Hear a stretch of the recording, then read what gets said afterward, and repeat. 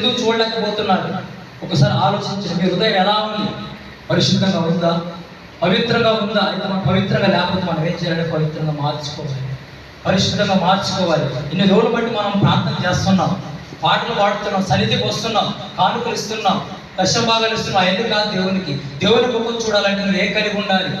ఈ హృదయం ఎలా ఉంది? ఒకసారి ఆలోచించుకోండి. దేవుని సన్నిధికి ముందే వస్తున్నాం, టయానికి వస్తున్నాం, క్రమంగా వస్తున్నాం కాదు. ఈ హృదయం ఎలా ఉంది? దేవుడిని చూడగలుగుతున్నావా? ముందు దేవుని చూడాలంటే నీ హృదయం ఎలా ఉండాలి? పరిశుద్ధంగా ఉండాలి, పవిత్రంగా ఉండాలి. ఎప్పుడైతే ఈ హృదయం పరిశుద్ధంగా పవిత్రంగా ఉండదో అప్పుడు దేవుడిని చూస్తాము. చాలా మంది ఆత్మ కూడా పొందుకోలేకపోతున్నారు. ఆనందంలో ఏకీవించడమ్మా, ఆనందంలో ఏకీవించండి, కళ్ళు మూసుకోండి, చప్పట్లు కొట్టినంటే ఎవరు సరే కళ్ళు కూడా మూసుకోలేకపోతున్నారు, ఆత్మ కూడా పొందుకోలేకపోతున్నారు. మరి దేవుడు ఎలా చూస్తారు? హృదయం ఎలా ఉంది? మరి హృదయం నువ్వు పరిశుద్ధంగా ఉంచుకుంటేనే, పవిత్రంగా ఉంచుకుంటేనే, ఈ హృదయాన్ని శుద్ధిగా ఉంచుకుంటేనే అప్పుడు ఆత్మ పొందుతావు. ఆత్మ పొందలేకున్నావంటే ఈ హృదయం ఎలా ఉంది? ఆత్మని దేవుడు వాక్యం సెలవిస్తుంది. ఏమంటున్నాడంటే ఆత్మ కలిగిన వాడు నావాడు, ఆత్మ లేని వాడు నావాడు కాదని ఉన్నాడు. మనం ఎలా ఉండాలి? ఆత్మ పొందుకోవాలంటే మనం ఎలా ఉండాలి? పరిశుద్ధంగా ఉండాలి, పవిత్రంగా ఉండాలి. మనం దేవుని సన్నిధికి వస్తున్నామంటే వస్తున్నాం కాదు, ఆదివారం అటెండ్ అవుతున్నామంటే కాదు, దేవుని సన్నిధిలో ఏ కార్యక్రమం జరుగుతుందో ఆ కార్యక్రమం అటెండ్ అవుతున్నామంటే కాదు.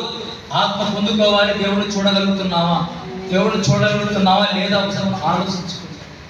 మన సంవత్సరం తర్వాత ఒక్కొక్కరు అంటారు, నేను 10 సంవత్సరాలు వేసే కాడికి వచ్చిన, వేసే తల్లికి 10 సంవత్సరాలు వస్తున్నా, 15 సంవత్సరాలు వస్తున్నా, 20 సంవత్సరాలు వస్తున్నా, 2 సంవత్సరాలు వస్తున్నా, కానుకలు ఇస్తున్నా, బియ్యం ఇస్తున్నా, దశభాగాలు ఇస్తున్నా, సన్నిధిలో స్థాపన ఇస్తున్నా, కుర్చీలు ఇస్తున్నా, కరెంటు లైట్లు ఇస్తున్నా, ఇతరులకు బట్టలు ఇస్తున్నా. అవి కాదు కావాల్సింది.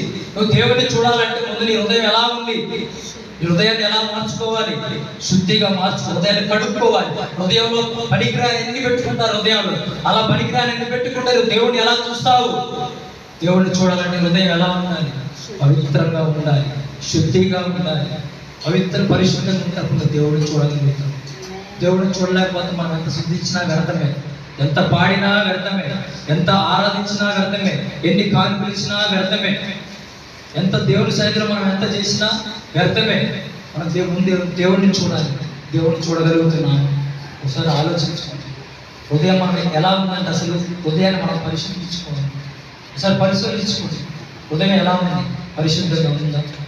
పవిత్రంగా ఉందా? హృదయాన్ని మనం ఏం చేయాలంటే హృదయ శుద్ధి కలవాలంటే ధన్యులు అంట.